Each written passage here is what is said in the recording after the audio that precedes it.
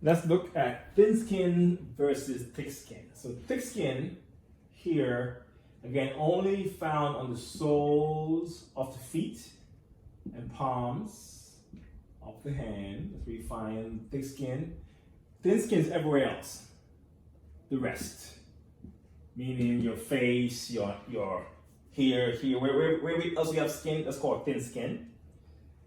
Thick skin has 5 strata. This has 4 strata, meaning this one is missing the stratum lucidum. In thick skin, you have sweat glands, but no hair follicles, so no hair growth in the palm or soles, as well as no what's called sebaceous glands or oil glands present. In thin skin, they're all there. You got sweat glands there, and sebaceous glands, and hair follicles. Okay, thin skin, thick skin. Now let's move on to the topic of skin color. The color of your skin is based on 3 primary factors.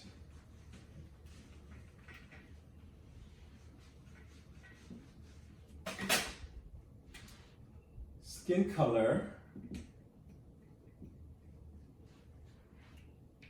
again, what you see. One contributing factor is hemoglobin. Hemoglobin is a protein in red blood cells. In fact, it's a protein that makes the blood red. Okay, so give that crimson color to blood.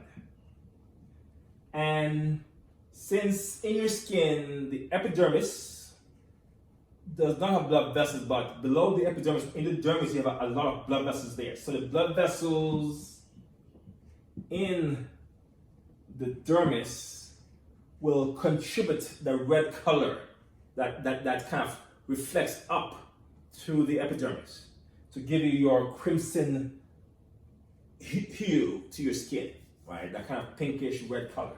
That's hemoglobin. Another factor is carotene. Carotene is acquired from the diet. Things like squash, pumpkin, corn. It's a yellow pigment.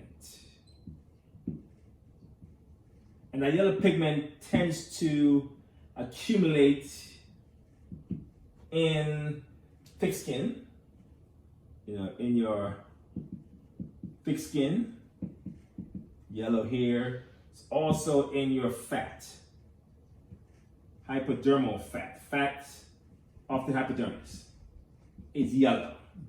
That's what the carotene is. So your yellowish pigmentation or yellowish color contribution comes from a dietary source, carotene. And you need carotene, by the way. Carotene is what helps to make vitamin A eventually. Okay. And a third factor, right, is melanin. Okay, so melanin made by your melanocytes. Okay, melanin is a pigment, a color pigment. And it's different colors. You have red melanin, brown melanin, black melanin, tan melanin, colors like that. And so your complexion is largely dependent on how much of each type of pigments you get. Meaning your melanocytes in your stratum germinativum make different colors of melanin depending on your genetics, right? Your genes that you have. And that contributes greatly to your color. Now, melanin is made in response to UV radiation. So UV, sunlight radiation,